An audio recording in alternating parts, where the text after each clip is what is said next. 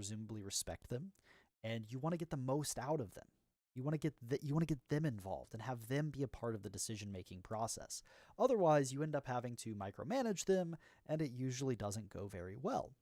And so there's this constant balance that you have to have, where on one hand, you are this role and you have this key role of making decisions and being a part of this process.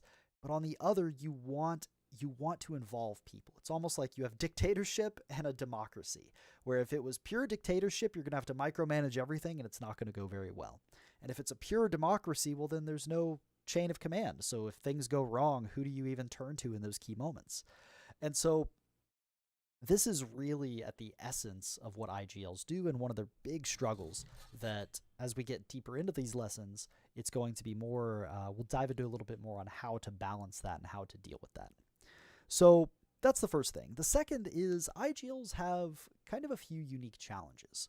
So compared to a lot of other leadership positions where if you are if you're a general on a battlefield, if you are the leader, the CEO of some large company, you don't have to get bogged down into the day-to-day problems that a lot of other people do. So if you're a general on a battlefield, you're not on the front line.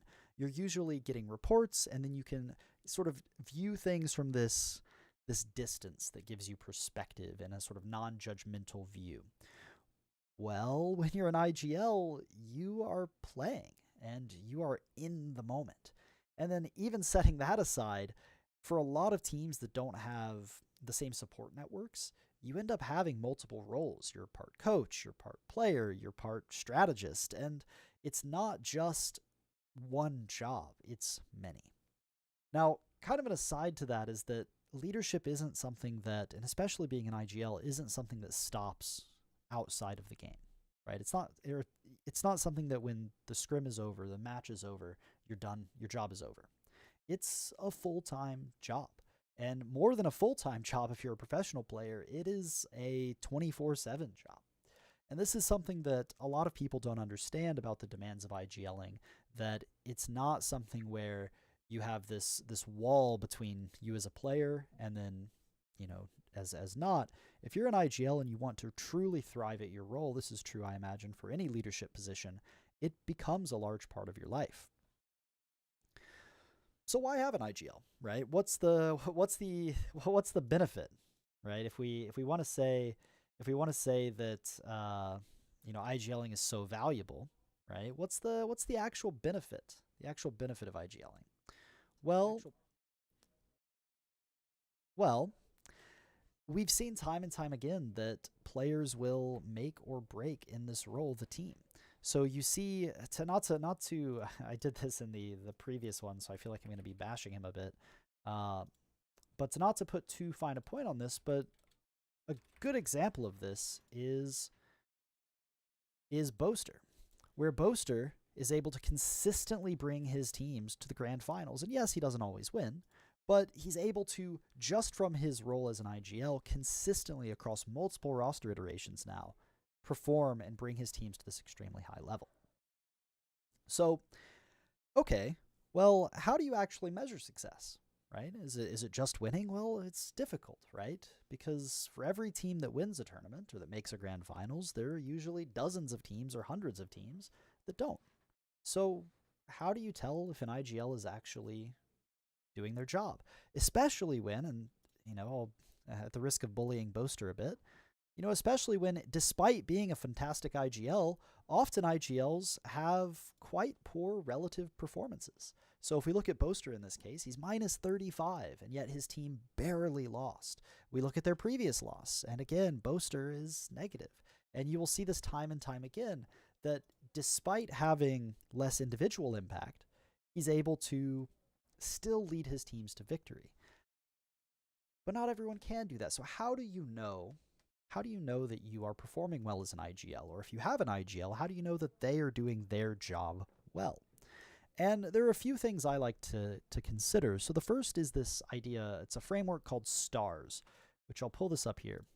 And it's basically this idea, this is out of order, there we go, where it's not perfect, it's a model, and no models are ever perfect, But it's this idea that you can break types of teams into different categories. So you have startups, which are brand new teams, right? So advantage of startups is people are very passionate, and a big disadvantage is there's no structure. You don't have strat books, you don't have playbooks or defaults or callouts, and there's a ton of work just to get the team off the ground.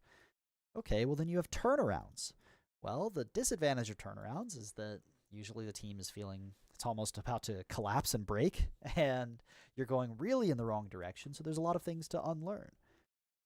The plus side is that it's very easy to see your impact, right? Because if the team is going steadily downhill and you can come in and say, okay, well, after I joined, it's no longer going downhill, that's fantastic. And so on and so forth. You can kind of read through these. I'll leave them on the screen for a bit. But this is a useful framework to understand the context of the team that an IGL is in. Because if an IGL comes in and it's a startup, it's a brand new team, well, results are kind of hard to manage, right? Like, what does results even mean? Well, if you're a brand new team and by the end of 2 weeks in, everyone knows the callouts, everyone knows the defaults, and everyone's on the same page, you've done a pretty good job getting everyone up to speed.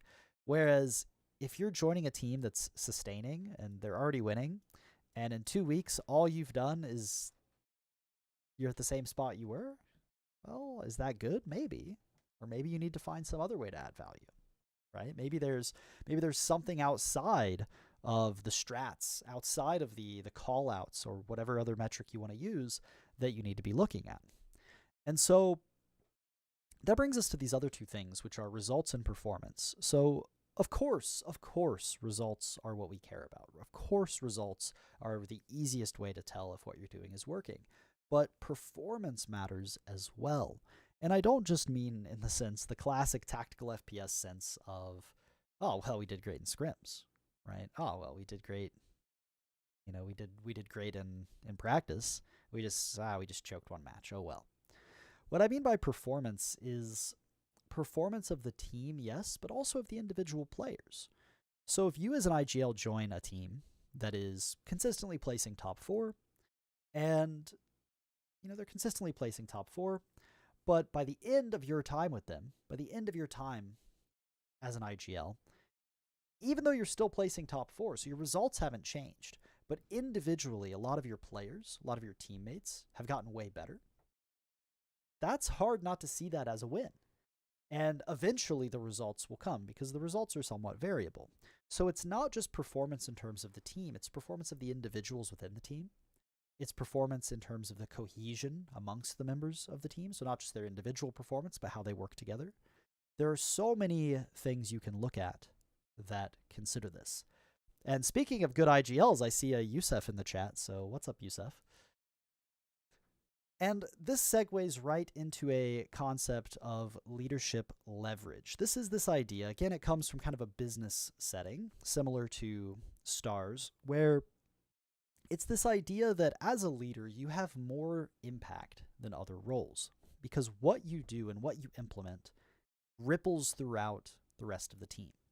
And so if you implement a default that is really tight and it's really easy to explain, or perhaps it's hard to explain, but you do a good job at it, well, that's going to help not just yourself, it's going to help every other member on your team. So your impact is way larger than if you had only studied it for yourself. And similarly, the negative things you do, right? The negative things you do can have a negative impact way more than just if one player has a bad day. And so there are a couple of domains that you can have impacts. You can have impacts on your fellow teammates, your players. You can have an impact on the team as a whole, so the structures and processes that you put in place. You can have an impact with your coaches. And you can even have an impact on your opponents. So one thing a lot of IGLs will do is they'll even be a part of the practice scheduling. And they'll work to help get practice opponents throughout the day, throughout the week or month. So when it comes to actually picking what is it that an IGL does, right? What is it that an IGL actually does? There's kind of this pyramid that I like to think of skills as falling into, because really there are way too many skills to count. I could list off 100 of them. I could list off 1,000 of them. And in my mind, I like to think of them as kind of falling into 3 broad categories. So you have the emotional and social skills. These are things like leadership, things like being able to stay calm, being able to motivate others. And then you have things like the mechanical side of the game. You still have to play, right? You still have to be good at the game. And then you have the tactical and strategic side. This is the knowledge part of the game. And often what you find is that IGLs will really focus and emphasize one of these parts of the pyramid over the others. So you'll find IGLs who are really emotionally connected with others. And they also will be really good at the tactical and strategic elements. But they'll do this at the cost of their mechanics. They'll have games or series or even entire seasons or careers where they're minus 30, minus 50, where they're consistently at the bottom of the scoreboard. Or you have people who, particularly star players that are very charismatic, will have really good mechanical execution part, really good tactical strategic, and then lack this. And so they'll think, okay, well, I know the game, I play really well, I can IGL. Many coaches will resonate with this of a star player who thinks like, I could probably IGL. I bet it's not that hard. And then they don't have these skills nearly as developed. And so you really need all three parts of this triangle to be at your best as an IGL. I see a few people in the chat. I'm streaming on YouTube and on Twitch, so I see a few people in the chat. I'll get to any specific questions you have at the end. We'll have some time for that, but for now, there's a lot to get through, so I want to focus on getting through this first. Okay, so what are some trade-offs, right? So we think we need an IGL, and an IGL has all these skills they have to get. Well, if you're an IGL, what are things that you miss out on, right? What are things that you can't do because you're an IGL? Well, one of the biggest trade-offs is you still have to play. We mentioned this earlier, but you're 1/5 of the team. So if you aren't performing at your best, the team is going to be hurt by that significantly. And so when you have all of these other skills to worry about, all of these additional things on your mind and additional roles that you have to carry, what often happens is that there's a cost to the other parts of your performance. Now, whether or not this cost is necessary, we'll get into in a bit, but it is a significant trade-off that you have more pressure, you have more things just numerically to do, and it's really difficult for many people to adjust. And I like this example here where you're 20% of your team's firepower. So if you play even at 70% the level of your teammates, right? So you're still almost as good as them. You're a C if they're an A+. Well, that means your team's win rate should drop by about 6%. So if your win rate was 55%, it would now be 49%. And so this is something that when you really break it down, all of a sudden these costs and these trade-offs are quite significant, particularly in maps or in matchups where maybe you only have a relatively small advantage. Now, how do you resolve this, right? Honestly, IGLing is difficult largely because of this, right? Because you have these extra skills and extra roles that you have to handle, it takes more work. It takes more effort, more energy, more time. And you have to be good at all of them if you really want to excel as an IGL. Now, that's all the negatives, but what are the advantages of being an IGL? Well, the first thing is that you really get the most impact on the team. As much as, IGLs and coaches try to downplay that, at the end of the day, you have more leverage and more impact on the outcome of the team than any other player. And so more than any other role, you are in control of your own destiny. That's powerful. That's something that allows you to go out and to succeed and thrive with confidence that you can control the outcome, or at least have more influence over the outcome than any other role. And then secondly, this is kind of a less often talked about aspect of IGLing, and perhaps it's a bit more, sorry, Boaster, I didn't mean to jump scare you guys with Boaster's stats. So perhaps not talked about nearly as much as it should be is this idea that you can actually play better as an IGL, and you have very real advantages that no other player has. And so the first thing is that you know what is coming, because whenever you make a decision to do something, to make an adaptation, any type of decision that you want to make for the team that the team needs to follow, you usually can kind of prepare a round or two in advance, even unconsciously, for what you're about to do. And so, even if it's very subtle, you can be making subtle baits and subtle conditionings and subtle patterns that your calls 2 or 3 rounds later will take advantage of. And so, this is something that no other player can do because you don't have time to explain all of this to them in the moment. When you say, okay, guys, let's rush B, I'm going to lurk mid, you're not going to tell your team, and by the way, I'm going to throw this smoke and spam right here because then when we rush A in 3 rounds, I can throw this smoke and spam here and then flank B, and I'll surprise the guy who comes to punish me lurking mid, right? So you can't stop to explain that, but you can certainly take advantage of it. And then adjacent to that is this idea that you can actually react a lot faster than other players. And so many IGLs will say this is a downside because most IGLs will know the experience of saying, guys, let's rotate A, let's go. And the IGLs on the other side of the map say, let's regroup A, we're going to hit A. And somehow the IGL from the other side of the map is entering the bomb site. And the IGL's like, guys, what is going on? I called to go A. Like, how am I lurking B? I call, let's go A, and I beat you to the bomb site. What is happening? And that's because, right? That's not because your teammates are slow. Well, maybe they're slow. But it's usually because you're able to react faster to the reads you have and more thoroughly than your teammates. This is a massive advantage that no other role has. And honestly, given how big of an advantage these two things are, it's really hard to justify a lot of the poor performances that many IGLs have. Usually, I suspect that comes from a lack. Well, we'll get into that later. And then finally, and this is a bit more heavy-handed, but you can actually call around yourself. So if you are playing a particularly good game, you are able to call in such ways that will set you up to continue performing well. So we've seen this with Fallen.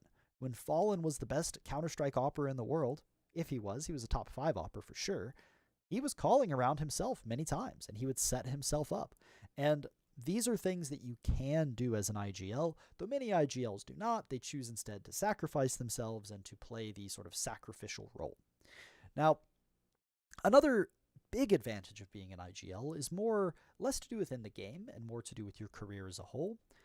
Really, there are extremely few talented IGLs, extremely few. And this is a massive career benefit. Every team at every level is scouting out good IGLs because they have to. There aren't that many. And so if you can be a good IGL and set yourself apart, that is a massive boost to your career. Okay. And I see you in chat, Nuno, Kevin, Nemesis. I appreciate you guys showing up, so thank you. All right. So, can anyone learn to IGL? This is kind of a tricky question, right? Is leadership born? Is leadership made? I don't think there is like a really good answer other than yes, but. So, yes, all of the evidence, all of the research, all of the scholarly work into leadership shows, no, if you do leadership training, your leadership skills improve.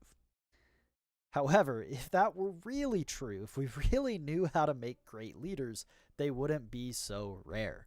It would not be, and I don't just mean in the esports landscape, I mean everywhere.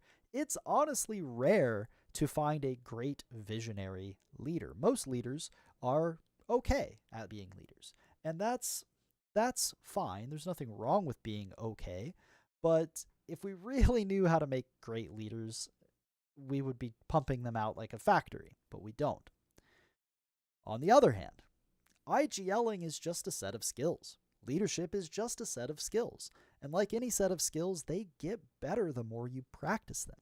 So if you really try to improve yourself, and if you really try to boost your, you try to boost your leadership abilities, your IGLing capabilities, you will, and you can practice them and you can improve them.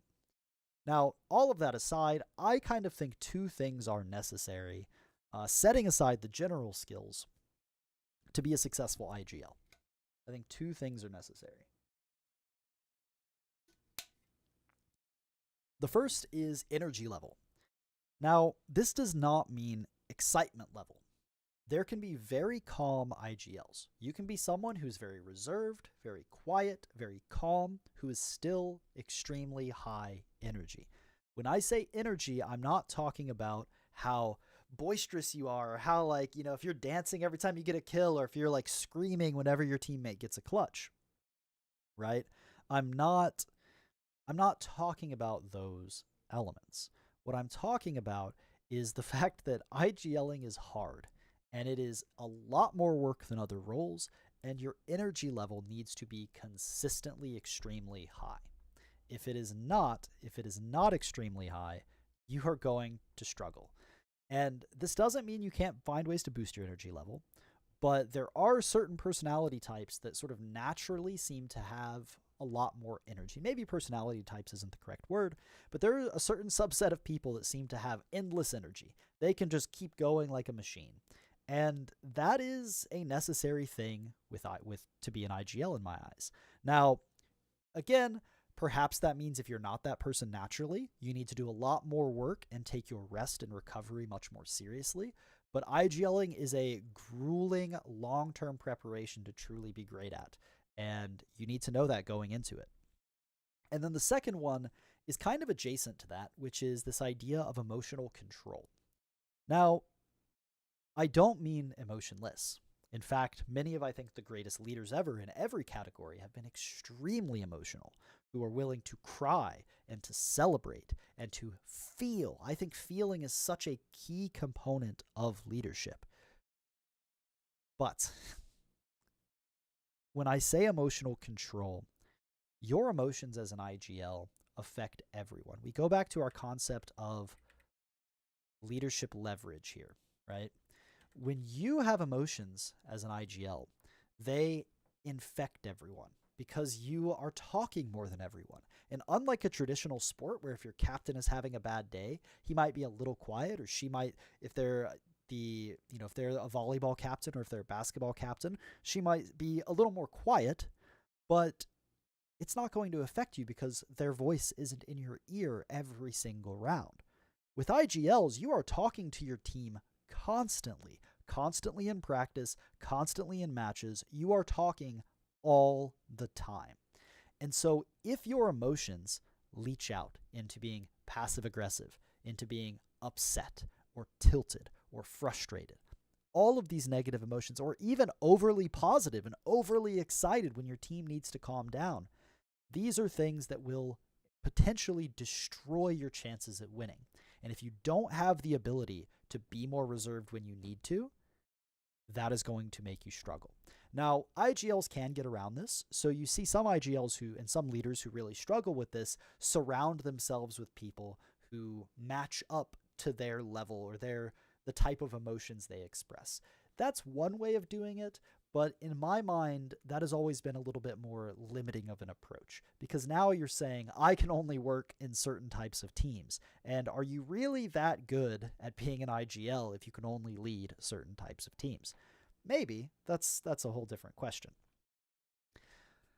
All right. So we've gone through the basics. We've said, all right, this is what IGLing is.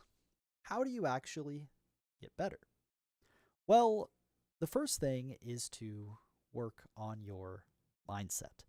Now, this is a word people like to throw around. People like to talk about, oh, your mindset. Your mindset is this. One sec. My headset died briefly. It's back on now. So people like to talk about mindset quite a lot.